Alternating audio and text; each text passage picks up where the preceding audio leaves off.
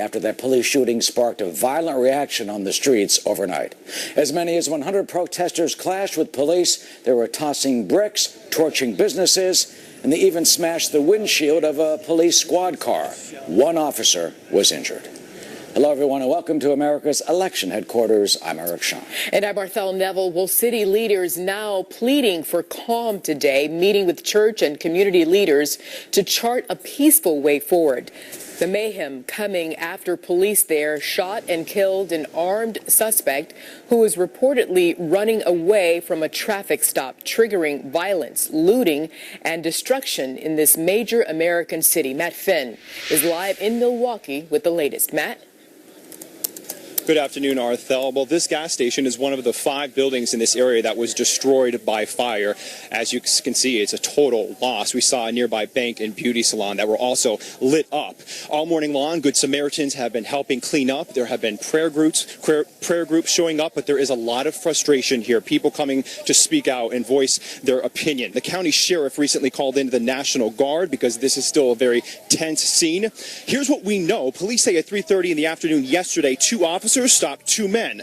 We're not sure why. Both of them took off running. At some point, one of the police officers shot and killed one of those suspects. Police say that suspect was armed with a stolen automatic weapon. After that shooting, the rioting and looting broke out. The Milwaukee mayor says people took to social media to urge their neighbors to make trouble. Eventually, this gas station was lit on fire with 3 people inside who safely got out. Firefighters couldn't get to this fire because of the gunshots. I'm joined now by Deborah Jenkins. Deborah, you were here last night. You say you feared for your life. Yes, I did. There was gunshots. There were people falling to the ground. There were people running. There were people trampling over each other. There was just a big riot of looting and everything that was going on here in our city. We failed to realize that this is an ongoing problem for Milwaukee, and we need to cease this at this time. Thank you very much, Deborah. There is a very strong police presence here right now in blocks all around here. And we're told that that show of force will continue into the evening. Yeah, and Matt, I mean, that resident there clearly upset by what's happening there. No one wants to see that happening in their neighborhood. What caused this protest to turn violent? Well, we are being told that this gas station in particular was, quote, a target because the owners of this gas station, neighbors say, mistreated black people. In fact, there's been several reported incidents this past summer that led up to the fire last night. In general, as you could see, there are dozens of people around me right now, people coming out here who are very frustrated. They say that Milwaukee has been a, quote, powder keg of anger and frustration, and that after that shooting last night, people took to the streets to loot and burn buildings. The mayor last night also urging parents to take control. If you love your son, if you love your daughter, text them, call them, pull them by the ears, and get them home. Get them home right now before more damage is done. No reports of any major people being hurt, shot, or stabbed or anything like that. And we're trying to determine the number of arrests last night. Arthel, back to you. Okay, Matt Finn, thank you for that update. Eric? Arthel, for more on the shooting and the violence that ensued, let's turn to Steve Rogers. He's a former member of the FBI's Joint Terrorism Task Force. So, Steve, we're told the suspect had that automatic weapon, that it was stolen during a burglary. We're told he had a lengthy criminal record. Do you fear that we're at a point where sometimes if there's a police shooting of an armed criminal suspect, that the result will be riots? Well, you would hope not, but I could tell you that the police officer in this case was justified in taking the action he did.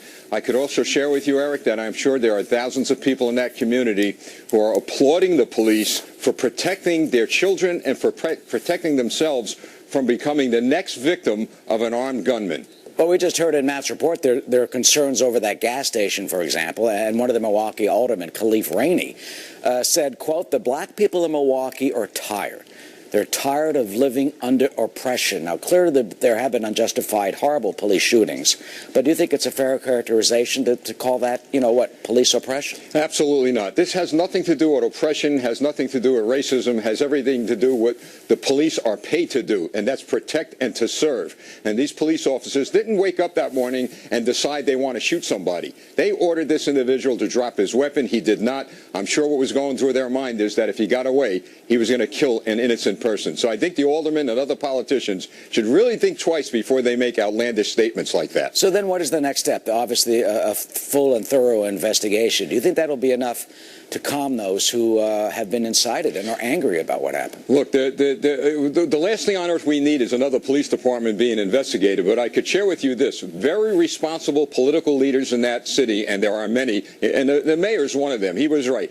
They need to get together with the community. They need to share with them that in this particular case, this police officer was justified. And let me add this about oppression. Oppression doesn't come from the police. It comes from the politicians who have promised so much to these individuals throughout the entire country and have given them nothing. What we need to do is to work together, the police and the community and our political establishment. And let me add the clergy. They have a great, great role in this. We all need to come together and to move forward as a team to solve the problems we're facing. But can you understand the cases of police brutality and the unjustified shootings that we've had and the concerns of Black Lives Matter?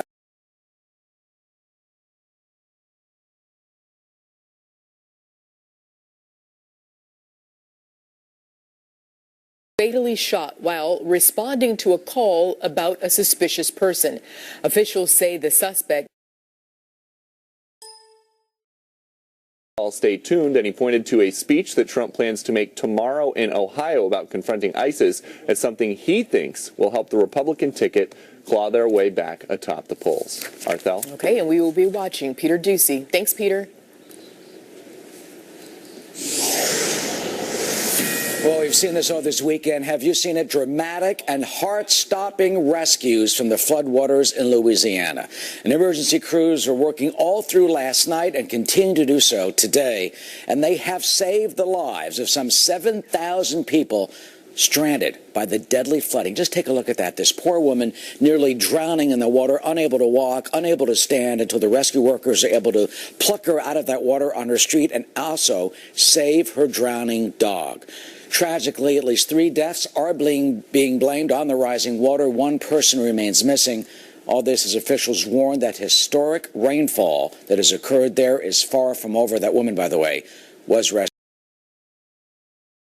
and is safe. We have Team Fox coverage on all this. Senior meteorologist Janice Dean in the Fox Extreme Weather Center. But let's begin first with Will Carr, who is reporting live from the center of this calamity, Baton Rouge, Louisiana. Hi, Will. Hey there, Eric. We're in East Baton Rouge right now, and this is really one of the hardest hit areas. We want to show you exactly what we're seeing out here. Neighborhoods just surrounded by floodwaters here. I mean, this was a street that we're floating down right now. The problem was many of these areas got so much rain so quickly, some getting more than a foot of rain in just a couple of hours. Many residents didn't even have a chance to get out. So over the past 48 hours, you mentioned 7,000 people have been rescued, both by boats like this and by helicopters. You can still see there's some residents down here trying to figure out exactly how they're going to get out because they've been cut off by the streets in any way to actually get out to safety. And then there was one rescue that was caught on camera. A woman and her dog were trapped inside of her car as the car was quickly going down into the water. Take a look at what happened. We're coming. I'm going to break this window. We're breaking the window.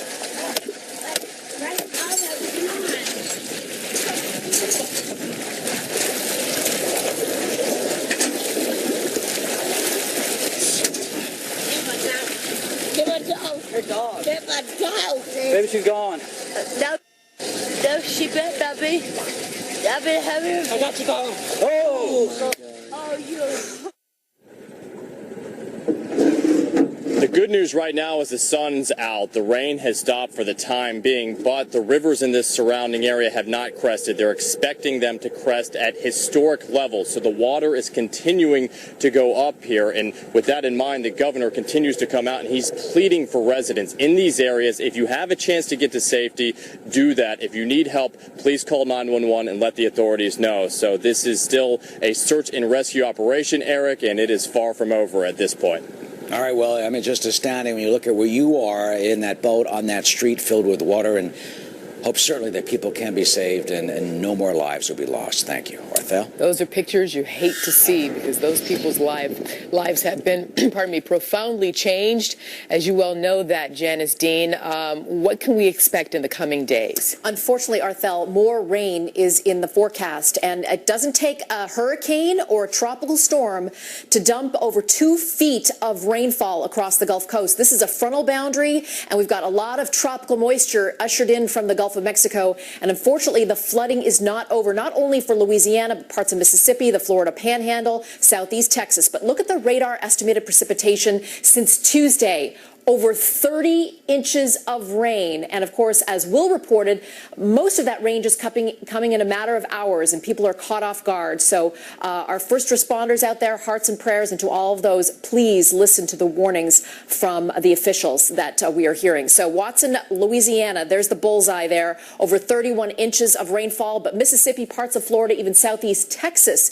You remember just a couple of months ago, parts of Houston saw record amounts of rainfall. Well, they're getting more rain across this area. Frontal boundary is in place. We have a stalled system here, and we're going to see the potential for more rainfall on order of maybe 6 to 12 inches of more rain as we head into Tuesday. New Orleans, Louisiana, of course, Arthel, we know this is your home. So we're dealing with the potential of showers and thunderstorms in the forecast really for the next 5 to 6 days. Forecast precipitation through Wednesday. Look at this, on order of maybe 6 inches, maybe 10 inches along the Gulf Coast here, from Texas stretching into the Florida Panhandle. Again, this is not a hurricane or a tropical storm. It is a stalled frontal boundary where all of this tropical moisture is riding onto the frontal boundary, and ahead of it, where we're going to see the potential not only for heavy rainfall across the Gulf Coast, but the Ohio Valley, the Mississippi River Valley. So flood advisories are posted here as well for parts of the Ohio and Tennessee River Valley. These areas certainly are saturated. We're going to be seeing the potential for more flooding. Arthel, back to you. Very concerning. Janice Dean, thank you so much. Of course. And we'll be in touch with you for more on that forecast. Janice Dean, our chief meteorologist. Meanwhile, straight ahead, Arthel, we're going to have some new information for you on that knife attack that happened on that train in Switzerland. Well, authorities have identified the suspect as we learn tragic news about one of those victims. Also, an imam shot outside a mosque here in New York City. So who's behind this? And is there concerns of a hate crime? And he's doing it again. Donald Trump taking on the media, accusing it, as he has always, of biased coverage. Is it? Or is he off base? Judy Miller, former New York Times Pulitzer Prize winner, who knows from the inside, is on deck. But first, here's Mr. Trump from yesterday's rally in Connecticut. I love Connecticut. I've lived in Connecticut. I have so many friends in Connecticut. We're making a big move for the state of Connecticut, just so you understand. Knife attack on a crowded Swiss train. Police say the attacker and one of the victims, a 34-year-old woman, have died of their wounds. 5 other people were injured in that attack, including 3 victims who right now remain hospitalized with serious injuries. Authorities say the suspect was a 27-year-old Swiss man who they say had no criminal record and was not known to police. They are not identifying him publicly, but they say he set fire to that train and then went on a stabbing rampage of those passengers. Police are still investigating a possible motive, but so far they say there are no signs that that suspect had any connections to any terrorist group.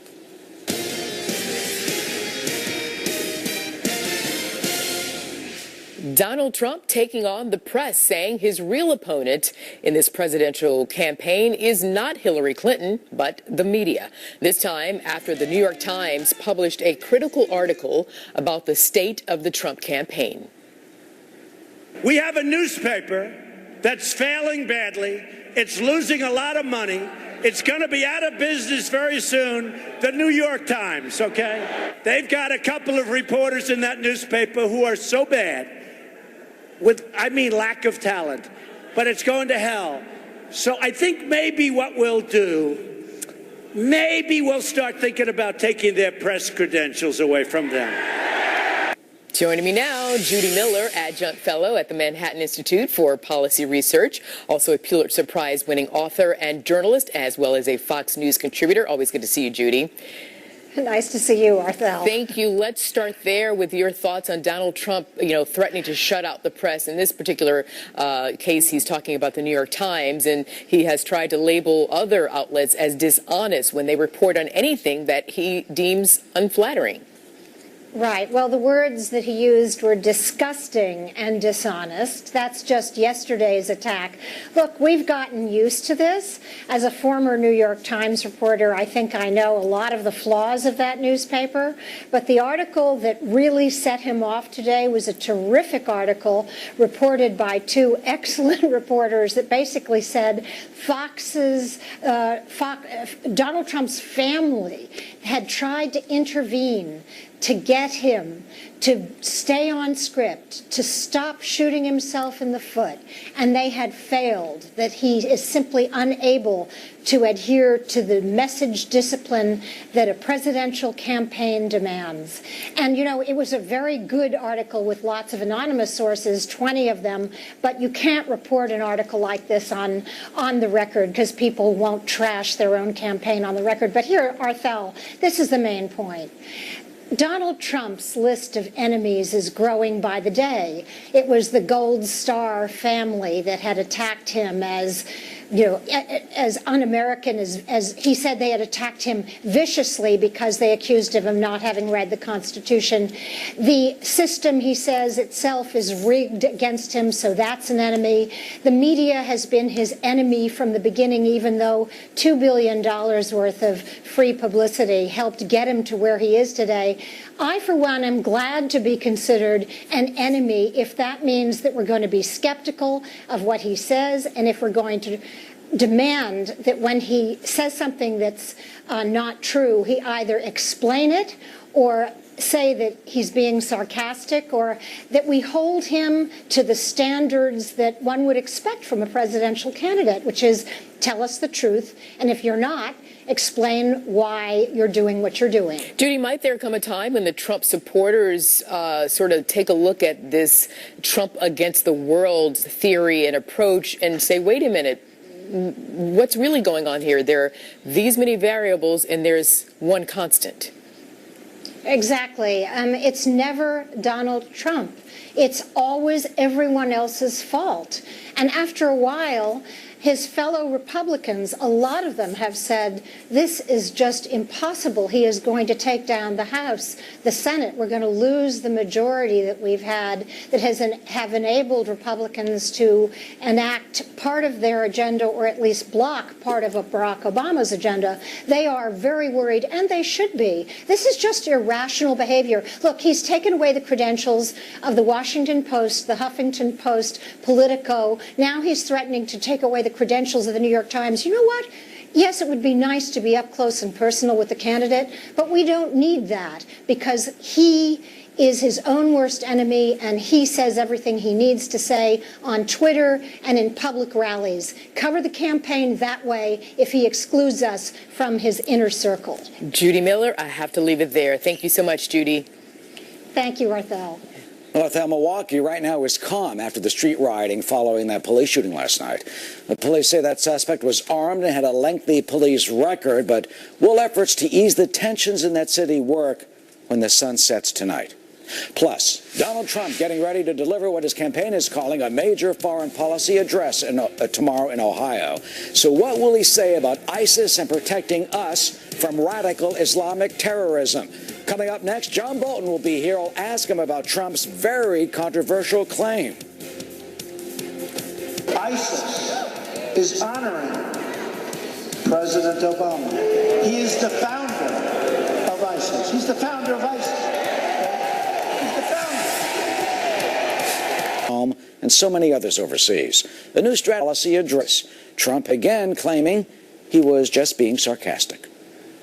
So I've been saying, and I'll keep saying because it's true, but somewhat sarcastically, I've been saying he's the founder of ISIS, and I say she's...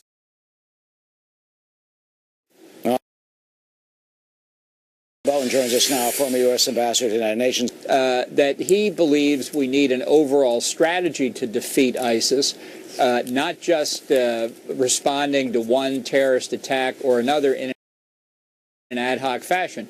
And I think among many things that are currently wrong with American policy is that we do not have an destroy that it now holds in territory. They are able to recruit and train terrorists and deploy them around the world. But we also need to deal with locally in terrorists who have escaped from Libya, like other places in North Africa and the Middle East. This is a manifold problem. It does stem from one central fact, and that is that ISIS is a reflection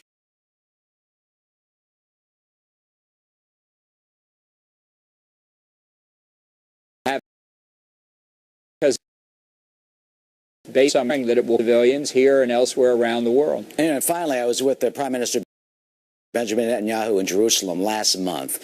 He said we have to be more aggressive. There has to be a coalition.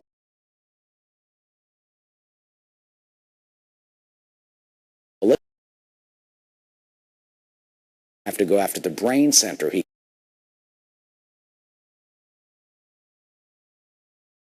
called it, which is basically Raqqa, to decapitate them. Why haven't we done that, and do you think that is coming? Well, administration, we don't want to become terrorists. Every day that goes by that ISIS is allowed to remain in control of a square millimeter of territory gives them more time to plot and carry out terrorist attacks around the world. So the slowness, the lack of direction, the indecision of the way we've approached this really has resulted in people being killed and more to be killed in the future. That's the cost of not being effective, as Prime Minister Netanyahu suggests. Yeah, and tragically, it's 25 years ago, the first radical Islamic terrorist attack in our country, the assassination of Meir Kahane here in New York City, and that through 9/11 and everything else sadly continues. Ambassador Bolton, always good to see you. Thank you. Thank you, Eric. Of course. Arthel? Eric, Hillary Clinton and her running mate both releasing their tax returns, and Governor Mike Pence says he will do the same. So will Donald Trump? Presidential nominee Mike Pence vowing to release his tax returns. His promise as nothing will be nothing like the Democratic nominees. What you have in the Clintons is an extremely prosperous family that's made tens of millions of dollars related to and derivative of their time in and around public service. I promise you, when my forms are filed and my tax returns are released, it's going to be a quick read, Rita. The Pences have not become more wealthy as a result of 16 years in public service. Okay, joining me now is Katrina Pearson, national spokesperson for the Trump campaign. Nice to have you here. Great to be here. Thank you. Fantastic. So there you have it. Governor Pence is on board. And as you well know, Katrina, presidential candidates have consistently released their tax returns since the 70s. And you also know that there's no existing law barring people from releasing their tax returns during an audit. So the question is that everyone wants to know, why won't Mr. Trump release his tax returns? And can you answer the implications that he's hiding something by not releasing his tax returns? Well, you know, I think Governor Pence, when he releases his tax returns, I think he's going to show absolutely correct that there is no public corruption on the Pence's side, unlike Hillary Clinton has said him not to. I think it's also safe to say that Governor Pence's tax returns aren't as complicated as one of Mr. Trump's. And, you know, yes, this has been consistent for quite some years. However, this really has become much of a novelty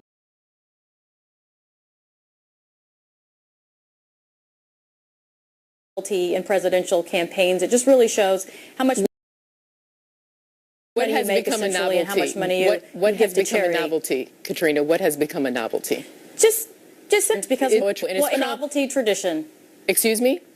Okay, since the 70s, it's now a novelty. Okay, let me just ask you this, Katrina. Here's the thing. The reason why the voters love Mr. Trump is that because he is a successful businessman. They think that he can do the same for the business of this country, create jobs, get the economy back on track. So that is why they want to see his tax returns. Why won't he show them? Put the proof in the pudding. Well, there's a lot of people that have said, don't dare show your tax return. Don't let the media bully you into doing something you're not ready to do. This is a tradition, so it goes both Katrina. ways. Why is it the media? It is a novelty tradition, and Mr. Trump has already said that he would do it once the audit is released. There are people who want to see it, mainly those with an agenda, but then those who don't. But here's to the greater point. The reason why this is such a big deal is because long-term career politicians full of corruption, like Hillary Clinton, they do things outside the standard. They develop charities, call them foundations, and they do all of their dirty work within those boundaries, which is exactly why the FBI wants to investigate them today. His legal counsel lets him do so. So, okay, to your point that you say the Clintons may have something to hide, and there are people who would agree with you. However, they did release their tax returns. And Katrina, we're going to keep going on this because people want to know. It's not about a gotcha with Mr. Trump. Again, he is a successful businessman that he's been touting to us this entire campaign. That is why they want to see. Why are you saying that it's some sort of, corruption or some sort of, campaign that people are, including the media, are out to get him? That is not the case. He's running for the President of the United States of America. Show your tax returns. It's that simple. Well, it is absolutely the case because it's also not a legal requirement for a presidential candidate to release his tax returns. So we can go back and forth on that all day simply because Mr. Trump has already said his lawyers have informed him not to release it. We're tight on time, and I know you have a lot to say and a lot we want to get to quickly here, though I want to say, really, it's about the Trump supporters. They want to see it. Isn't it fair for Mr. Trump to go ahead and show the people who have been out there back? Excuse me, everybody wants to see his tax returns, including the people who are voting for him. I have not seen that. I have seen actually the opposite. Many Trump supporters have said, don't show your tax returns until you're ready because they know the media is going to be all over it, picking it apart. Making up headlines like they've been doing for the last couple of weeks. So as you well know, when you submit any tax information, you are legally bound, to provide full information that any part, unless there's something there that is something to hide. That maybe he's not paying the tax rate that someone of his you have the income luxury value of working is. Fox and not over at CNN. Mr. Trump absolutely released his tax returns once the audit is complete. Go, Mr. Feed ISIS, his foreign policy plan. Give us a preview, would you? Well, yes. He has been stating throughout this entire campaign that we need strong leadership. We need someone that's going to support the military 100%, someone that's not going to ignore intelligence that could lead to more disaster and destruction around the globe. And he's going to highlight some of those points of what he wants to do as Commander-in-Chief, not only to keep our country safe, but to support our military along the way. Okay, so hopefully we'll get some specifics on that. We'll look forward to it. And Katrina, I'd love to have you back after Mr. Trump unveils his tax returns, and we can go through it line by line. That sounds great. Anytime. Thank you very much, and we'll be right back. The books in our fight against ISIS. Congress releasing a bombshell report concluding that the command to campaign appear more successful than it really is. The goal, to fool us, the American public. Ohio Republican Congressman Brad Wenstrup joins us. He's a member of the House Permanent Select Committee on Intelligence and a member of that task force. Congressman, here's right here. The details are unbelievable. Talks about distorting information, suppressing information, basically lying to us. Is that what really happened? Well, what we're seeing and what we hear from the whistleblower is that their reports, their intelligence analysis reports, were always being changed to be more optimistic. In many cases, it was suppressed or taken out completely. And we want to know why, obviously, and we want to know why they want to mislead the American people and their representatives in Congress. We saw times where commanders would say that ISIS is in a defensive posture. They've lost their command and control, and a week or so later, they overtake Ramadi. And we see conflicting reports throughout, and we certainly want to know why, and it's harmful to our troops in the field. Well, wouldn't the reason why is to fool us? I mean, to think that the administration is being more successful in the fight against ISIS than it really is. Yeah, that's exactly the case. And you had many whistleblowers come forward down at Central Command. There was a survey done that said they were disgruntled, that they felt this was taking place, that their reports were being suppressed. It was done throughout all the commands, but only at Central Command was it at about 40%. So the accusations seem to be very real, and we're investigating further, still seeking more information, and the Department of Defense Inspector General is also investigating this. Is there a theme here? I mean, this is very echoes and is reminiscent of Benghazi. I mean, look, Carter Ham went to the White officials went to the White House. Panetta had a meeting with the president saying it was a terrorist attack, and then came out with video, you know, allegedly to try and spin that away from the truth. Do you think this shares that situation? Well, it certainly seems like it. You know, I do remember that testimony from General Ham where I asked him if the military ever called this a demonstration that was caused by a video, and he said no. He said General Dempsey and Leon Panetta were on their way to the White House to inform him that it was a terrorist attack.